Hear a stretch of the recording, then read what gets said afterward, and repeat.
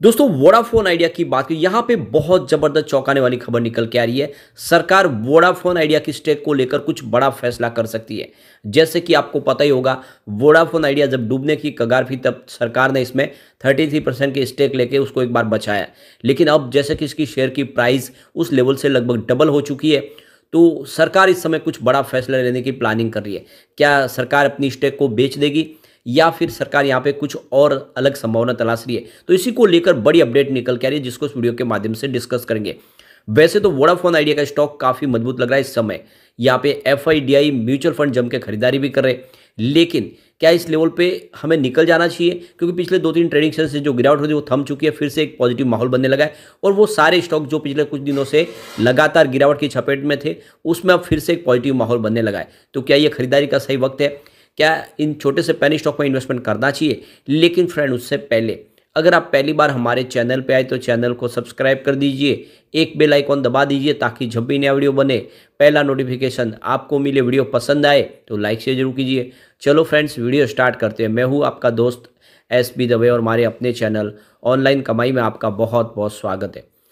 तो सबसे पहले अगर हम बात करें वोडाफोन आइडिया के आज के कारोबार की, तो आप देख सकते हो कि स्टॉक की शुरुआत 13.55 पर हुई। पॉजिटिव शुरुआत हुई, 13.50 की क्लोजिंग थी कल, आप देख सकते हो। अभी लगभग 1 बजे के आसपास का टाइम है। इंट्राडे में आज 13.80 का हाई बना, लेकिन जो लो है वो 13.40 का है। तो इंट्राडे में हमने गिरावट भी देखी है, लेकिन निचले लेवल से काफ़ी अच्छी खरीदारी हुई और उस वजह से स्टॉक में कुछ पॉजिटिव माहौल बन रहा है। इस समय देख सकते हो कि 13.65 के आसपास स्टॉक है, जहाँ पे 1.11% की तेजी देखने को मिल रही है। वैसे पिछले 6 महीनों में स्टॉक ने ज़बरदस्त रिटर्न दिया। 6.95 के आसपास स्टॉक था 23 मई को, वो इस समय 13.65 के आसपास और ये 15 तक भी जाके आया। यानी आपके पैसे डबल हुए सिर्फ 6 महीनों के अंदर। अगर हम 1 मंथ की भी बात करें, यहाँ पे 24% का शानदार रिटर्न देखने को मिल रहा है। 10.95 के आसपास जो स्टॉक था इस समय 13 के पार है। यहाँ पे अगर हम बात करें 5 डेज की, तो आपको लगभग 5.5% की गिरावट देखने को मिलेगी। यानी जब स्टॉक काफ़ी ज़्यादा दौड़ा उसके बाद प्रॉफिट बुकिंग शुरू हुई। और सिर्फ वोडाफोन आइडिया में नहीं, चाहे आप जेपी पावर देख ले, रिलायंस पावर देख ले, सुजलॉन एनर्जी देख ले या यस बैंक, जितने भी स्टॉक दौड़े उन सब में प्रॉफिट बुकिंग आई थी और वो आज सारी फिर से थम चुकी है।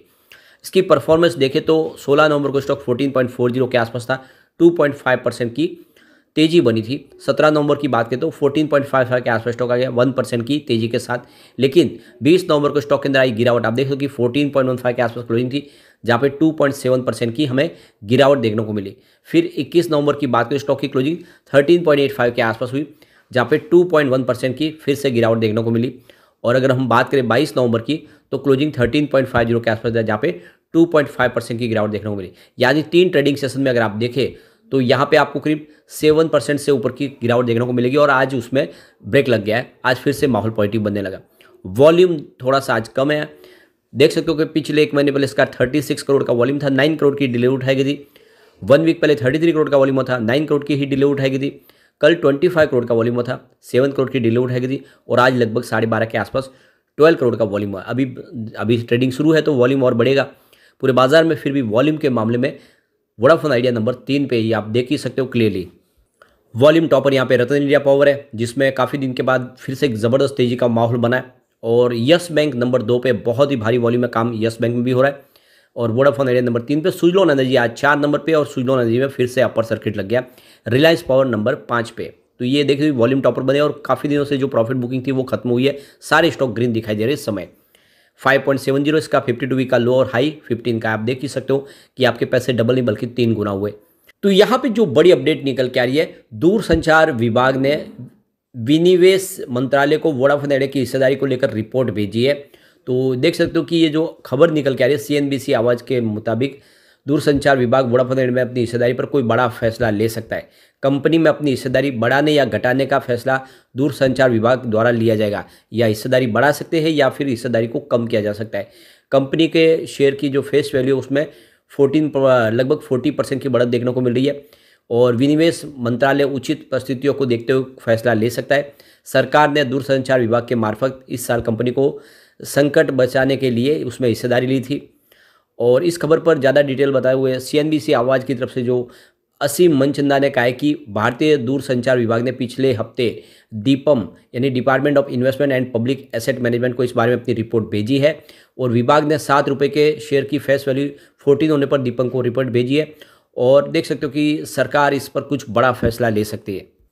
असीम मनचंदा ने कहा है कि इसी साल दूरसंचार विभाग यानी डॉट ने अगस्त में कंपनी में 33% की हिस्सेदारी खरीदी थी। डॉट ने कंपनी पर अपने बकाया करीब 16,000 करोड़ के ब्याज के बदले इस हिस्सेदारी को लिया था। उस पर उस समय डॉट ने 10 रुपीज़ के हिसाब से हिस्सेदारी ली थी। जब सरकार ने हिस्सेदारी खरीदी तब शेयर का भाव 7 रुपये प्रति शेयर था।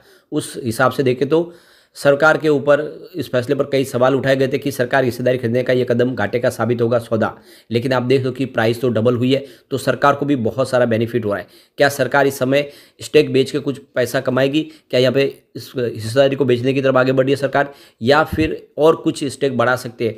आगे की जो संभावना, क्योंकि सरकार नहीं चाहती कि वोडाफोन आइडिया बंद हो, इसको कंपनी को आगे चलते रहने देना ये सरकार का उद्देश्य है। तो ऐसे में इस समय स्टेक घटाने की थोड़ी प्लानिंग संभावना तो कम दिख रही है, लेकिन कुछ बड़ा फैसला हो सकता है।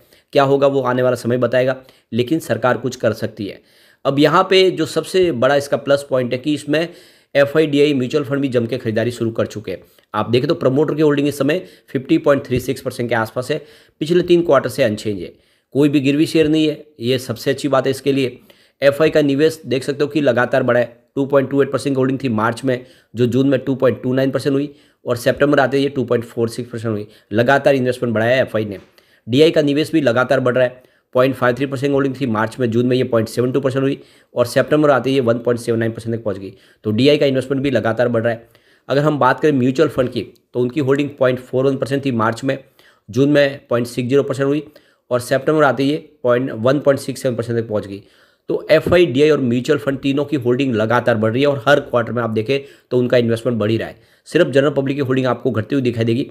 46.83% होल्डिंग थी मार्च में, जो जून में 46.63% पर आ गई, और सितंबर आते ये 45.39% पर आ गई। तो सिर्फ जनरल पब्लिक की जो है होल्डिंग कम होती हुई दिखाई देगी, लेकिन FIDI म्यूचुअल फंड अपनी होल्डिंग बढ़ा रहे। अब यहाँ पे काफ़ी बड़े म्यूचुअल फंड ने जम के खरीदारी किया। लेटेस्ट अक्टूबर के जो आंकड़े हैं उसमें देखें तो कोटक इक्विटी आर्बिट्रेज ने यहाँ पे 245 करोड़ का इन्वेस्टमेंट किया है। उनकी holding 22% month on month basis पे बढ़ी है। निप्पॉन इंडिया आर्बिट्रेज डायरेक्ट ने यहाँ पे 210 करोड़ का इन्वेस्टमेंट किया है। उनकी होल्डिंग भी 115% मंथ ऑन मंथ बेसिस पे बढ़ी है। इन्वेस्टको इंडिया आर्बिट्रेज ने 183 करोड़ का इन्वेस्टमेंट किया, उनकी होल्डिंग भी 27% मंथ ऑन मंथ बेसिस पे बढ़ी है।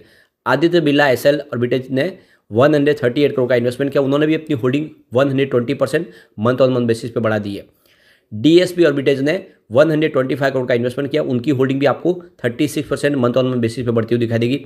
UTI आर्बिट्रेज डायरेक्ट ने 82 करोड़ का इन्वेस्टमेंट किया, उनकी होल्डिंग भी 26% मंथ ऑन मंथ बेसिस पे बढ़ी है। SBI आर्बिट्रेज अपॉर्चुनिटीज ने 72 करोड़ का इन्वेस्टमेंट किया, लेकिन उनकी होल्डिंग 47% मंथ ऑन बेसिस पे घटी है।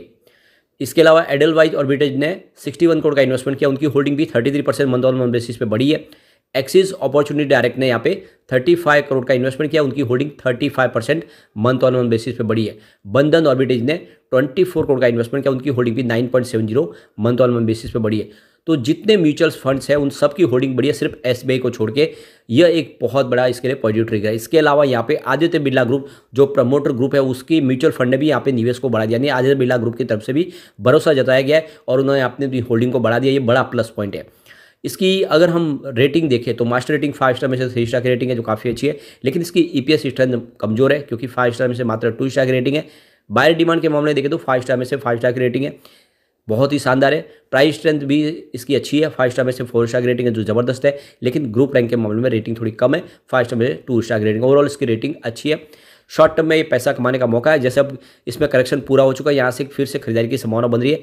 शॉर्ट टर्म में ये अच्छा रिटर्न दे सकता है। लेकिन फ्रेंड, कोई भी इन्वेस्टमेंट करने से पहले अपने फाइनेंशियल एडवाइजर के बारे में ले ले या अपना खुद का रिसर्च करें, क्योंकि मैंने वीडियो आपके एजुकेशनल पर्पज़ के लिए ही बनाया। वीडियो पसंद आए तो लाइक से जरूर कीजिए और चैनल को सब्सक्राइब कर दीजिए। Thank you friend.